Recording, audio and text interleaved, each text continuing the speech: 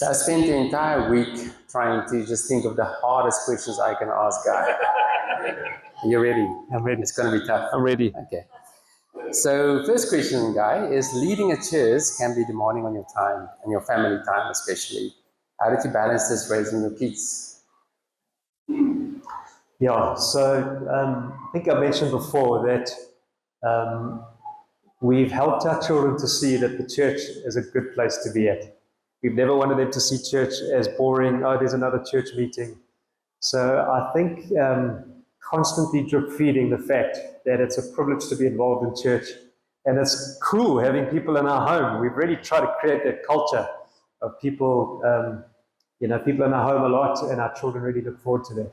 So I think it's constantly balancing. We love church, therefore we're busy, but keeping it authentic. Okay, that's awesome.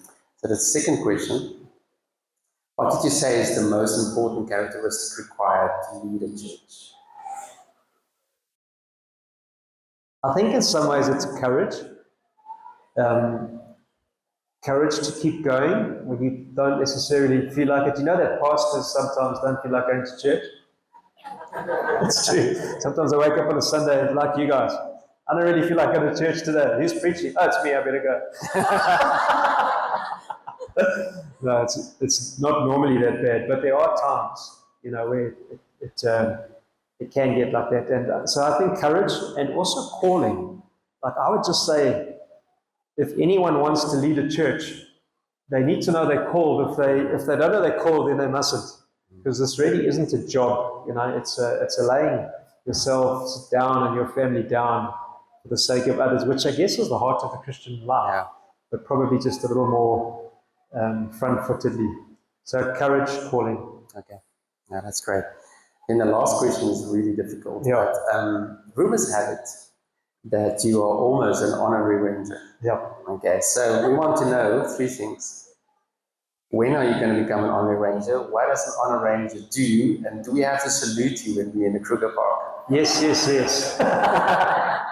So I'm going to be an honorary ranger as soon as I write my last test, which will be this month. Okay. And then I submit the forms. And not that it's a whole bunch of stuff that one needs to do, but I have a love for the bush. And actually part of my health as a pastor lies within that outlet of going into the wild. Ian Garrett's not here, he's coming to the next service, but I remember chatting to him probably a year ago, and I said, Ian, you know how much I love the bush. And it feels to me like something of that love is lifting. At one stage I was going literally once every 2 weeks. I think the first 2 years we were here, I went over 40 times. And we have Mondays off, so either myself or Cheryl, I would sneak in and out on a Monday. But he said to me, Guy, if you have your favorite pudding every single day, you're going to get tired of it, aren't you? I said, yeah. He said, it's the same when you go to the bush. And that's when I discovered actually what I want to do is now not so much go, like I normally do, but to work behind the scenes. And it's been very refreshing for me. It's been in many ways a lifesaver.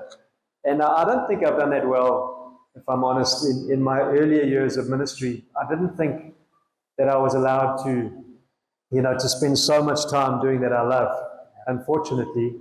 And so I'm making up for it now. And yes, you do have to bow. When I get my badge, I'll wear it, and you can all bow. Salute you. Honorary Ranger, Guy Craig Veltman. Just kidding. He's even getting a sticker for his car. Big Ranger. Then you can hoot and get people out of the way. Quite amazing. Awesome. Thank you so much, Guy. I'm going to hand over to you for the sermon. Thanks so much.